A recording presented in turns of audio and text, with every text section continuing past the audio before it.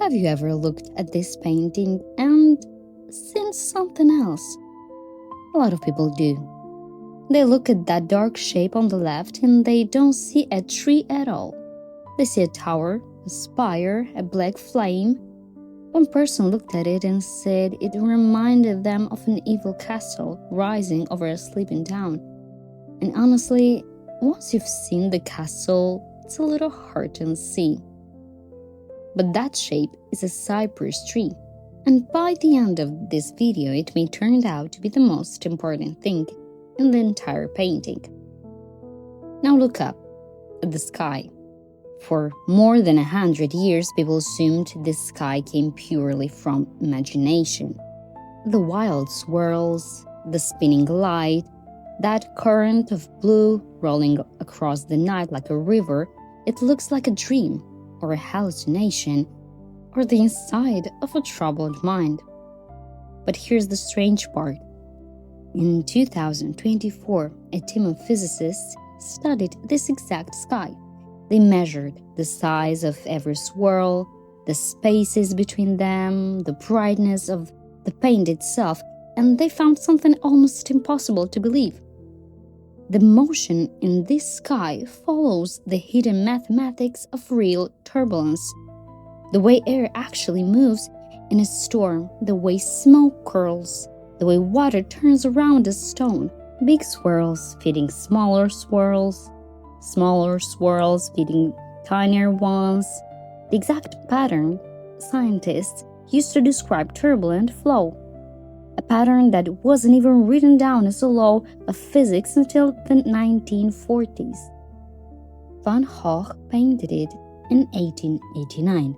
And yes, Van Gogh, with that round throaty sound at the end.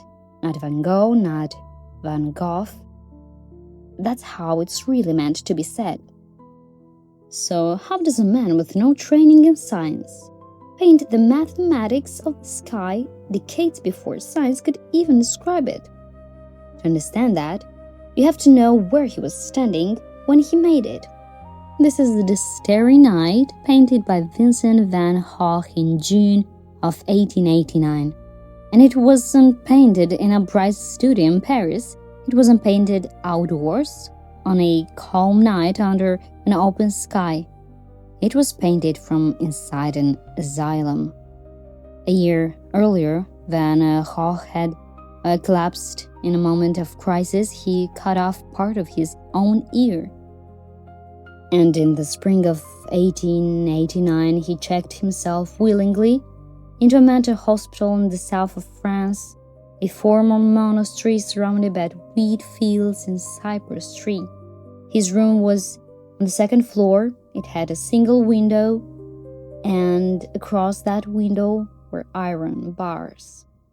He wrote to his brother, Theo, about what he could see through them: a square of wheat, the hills in the distance, and in the early morning before sunrise, one enormous star. That star was real. Astronomers went back and checked. It was Venus, the morning star, burning over the south of France in the spring of 1889. So part of this painting is true, but here's what almost no one realizes. Van Gogh didn't paint this at the window at night in a single burst of madness. He pieces it together in the daytime in the studio on the floor below from memory and from imagination. And that village at the bottom, it was never outside his window. There's no town in that view at all. He invented it. Many believe the little church with its thin northern spire is a memory of his homeland, the Netherlands, far away the country he missed. Though this isn't a photograph of a night, it's a night rebuilt out of memory, longing, and feeling. A man behind iron bars, painting the most open, the most infinite sky in the history of art. Now go back to that cypress. The shape some people read as a castle. Cypress trees grow in graveyards for Centuries in Europe, they've been the tree of mourning, the tree of death. And it's the one thing in this painting that touches both worlds at once. Its roots are down in the earth with the sleeping village, but its tip reaches all the way up into the living, swirling sky. It connects the ground to the stars. And that matters because of something Van Gogh once wrote. He said that looking at the stars always set him dreaming. Why, he asked, should the shining points up in the sky be any harder to reach than the little black dots that mark towns on a map? Just as we take a train to cross the country, he wrote, we take death to reach a star. For Van Gogh, death wasn't the end of the road. It was the journey to the stars. And the cypress, the tree of death, is the bridge that carries your eye from the quiet little town all the way up to them. So look at the two halves of this painting again. Below, the village sleeps, still, orderly, safe.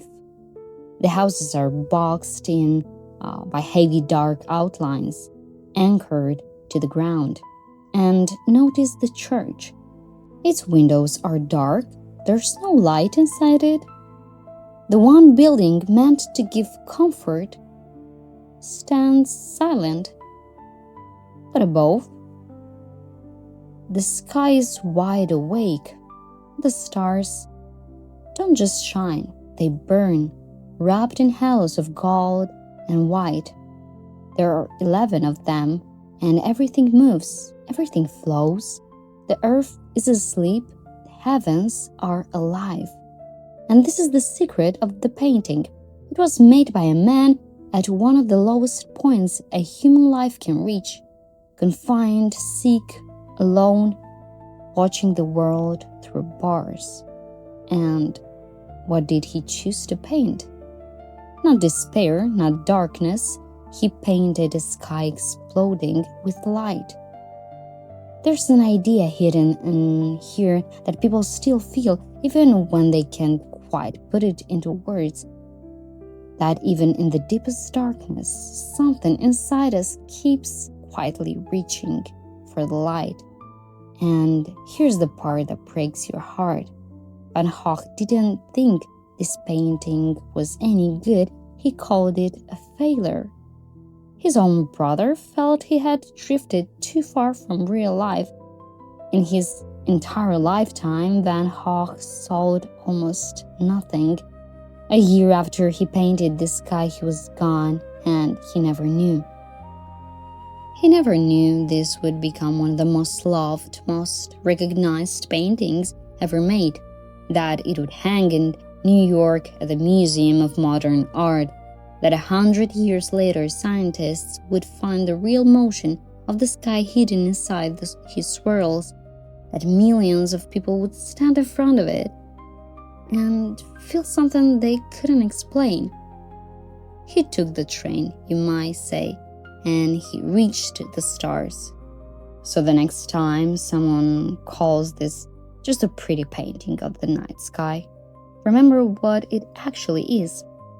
A window with bars on it, a sky built from memory, a tree that climbs out of death towards the light, and a man who painted hope.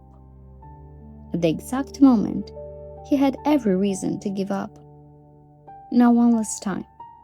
They say this might be close to how Van Gogh himself saw the world, the glow, the motion, the faith swirl around every light. Would you like to see the painting the way he might have seen it? Then look right here, at the very center of the screen. Don't look away. Hold your eyes there for 12 seconds.